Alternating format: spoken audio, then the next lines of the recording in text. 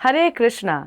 गर्ग संहिता में नारद मुनि और राजा बहुलाश्व के संवाद में कहा गया है कि जैसे नागों में श्रेष्ठ है शेष, वर्णों में ब्राह्मण, वृक्षों में पीपल तथा पत्र में तुलसी दल सबसे श्रेष्ठ है, उसी प्रकार व्रतों में एकादशी तिथि सर्वोत्तम है।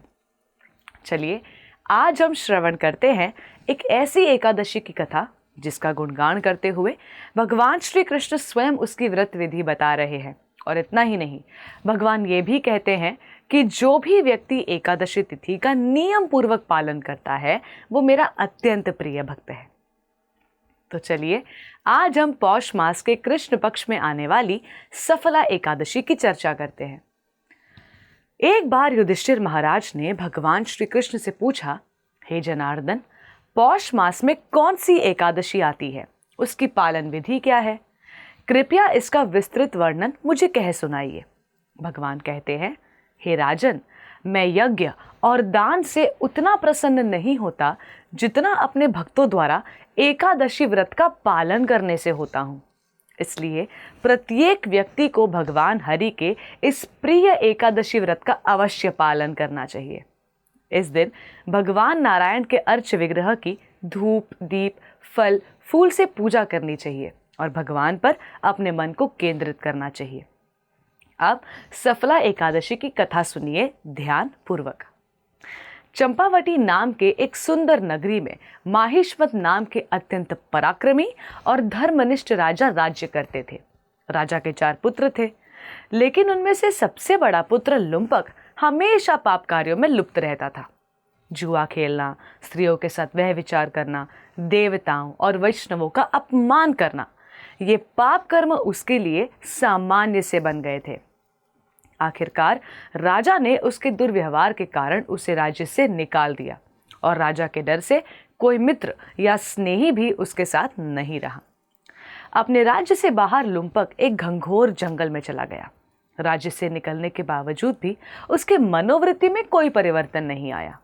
उसने अपने पिता को कोसते हुए कहा कि मेरे पिता ने मुझे अपने राज्य से निकाल तो दिया, लेकिन मैं उनका राज्य ही लूट लूंगा। दिन के समय मैं जंगल में रहूंगा और रात्रि के समय राज्य जाकर लूट मचाऊंगा। और उसने ऐसा ही किया। दिन के समय वो पशुओं की हत्या करके उनसे अपना पेट भरता और रात्रि के समय राज्य जाकर वहां के लोगों की धन संपत्ति चुरा लेता। कई बार लोगों ने उसे रंगे हाथ पकड़ा, किंतु राजा के भय से कोई भी इस बात को राजा तक नहीं पहुंचा पा रहा था। सब सोचते कि ये लुम्पक के पूर्व जन्म के कर्म ही होंगे जिसके कारण वो इन सब पापमय प्रवृत्ति में संलग्न हुआ है और उसे अपने राज्य से जीवन का भी त्याग करना पड़ा है। लेकिन लुम्पक के पाप कार्यों का अंत ही नहीं हो रहा था। जंगल में वो भगवान श्री विष्णु के प्रिय अति प्राचीन बरगद के पेड़ के नीचे रहता था। इस प्रकार कुछ समय बीत गया। आखिरकार एक दिन उसके जीवन में एक चमत्कारी परिवर्तन आया और वो दिन था सफला एकादशी का। एकादशी के एक दिन पहले दशमी को लुम्पक पूरी रात ठंड के कारण सो नहीं पाया।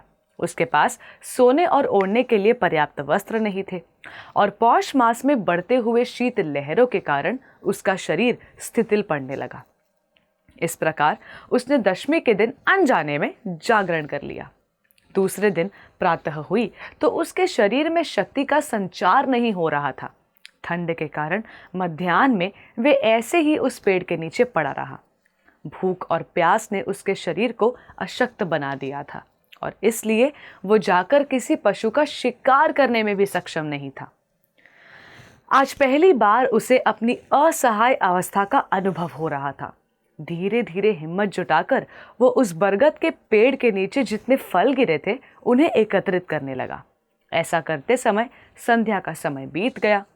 अब अपने इस दुर्दशा पर पछतावा करते हुए पीड़ा से, अर्थ भाव से लुम्पक प्रार्थना करने लगा, हे प्रभु, मेरी क्या स्थिति हो गई है? अब मैं क्या करूं, कहां जाऊं?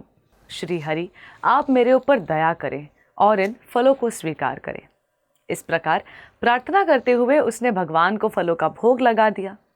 उस रात्रि भी ठंडी के कारण वो सो नहीं पाया, लेकिन परम दयालु भगवान मधुसूदन लुम्पक द्वारा अर्पित किए गए फलों से इतने प्रसन्न हो गए कि अनजाने में ही सही किंतु लुम्पक ने सफला एकादशी के व्रत का पालन किया था। भगवान को फल अर्पित किया, रात्रि को जागरण किया। दूसरे दिन जैसे ही सूर्योदय हुआ, उसी समय एक सफेद तेजस्वी घोड़ा लुम्पक को ढूंढता हुआ वहां आ पहुंचा और आकाशवाणी हुई।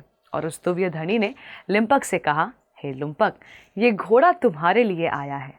हे राजा महिष्मत के पुत्र, परम भगवान वासुदेव की कृपा से और सफला एकादशी का नियम पूर्वक व्रत करने से तुम्हारे समस्त पाप कर्मों का नाश हो चुका है। अब तुम इस घोड़े पर सवार हो जाओ और अपने पिता तथा परिवार से मिलने के लिए वापस अपने नगर में जाओ। इसी क्षण तुम्हारा राज्य तुम्हें वापस मिल जाएगा। आकाशवाणी सुनकर लुम्पक गदगद हो गया। सफला एकादशी द्वारा अर्जित पुण्य फल से उसका देह पुनः कांतिमान और यौवान हो गया था और वो उसी समय घोड़े पर सवार होकर वापस अपने नगर को चल पड़ा। भगवान की कृपा से उसने राज्य में जाकर पुनः अपने राजकुमार होने का दायित्व संभाला। जब उसके पिता ने लुम्पक को सभी वैष्णव गुणों से संपन्न पाया तो उन्हें अत्यंत हर्ष हुआ और उन्होंने राज्य अपने बड़े पुत्र लुम्पक को सौंप दिया और लुम्पक ने अनेक वर्षों तक सुखपूर्वक राज्य किया। भगवान कृष्ण की कृपा से उसने एक सुंदर राजकुमारी से विवाह किया और उसे पुत्र भी प्राप्त हुआ। जब उसका पुत्र बड़ा हुआ तब उसने अपने पिता की तरह उसे अपना राज्य सौंपा और जीवन की परम गति को प्राप्त करने के लिए जंगल में चला गया। इस भौतिक शरीर का त्याग करने के बाद उसे वैकुंठ लोक की प्राप्ति हुई। सफला एकादशी के व्रत की कथा का श्रवण करने से ही भगवान श्री कृष्ण युधिष्ठिर महाराज को कहते हैं, हे राजन, जो भी व्यक्ति इस प्रकार मेरी शरण में आता है वो हर प्रकार के कष्टों और दुखों से मुक्त हो जाता है और जीवन के अंत में वो मेरे धाम को प्राप्त करता है। इसमें कोई संशय नहीं है। जो व्यक्ति सफला एकादशी के व्रत का कथा का श्रवण भी करता है उसे भी राजसूय यज्ञ करने जैसा पुण्य फल प्राप्त होता है। आप सभी को सफला एकादशी की हार्दिक शुभकामनाएं। धन्यवाद। हरे कृष्णा। ऐसे ही और भक्तिमय कार्यक्रमों के लिए देखिए हरे कृष्णा टेलीविजन और इसे प्राप्त करने के लिए आप अपने केबल अथवा DTH ऑपरेटर से संपर्क करें तथा और अधिक जानकारी के लिए आज ही डायल करें 7666 839 839।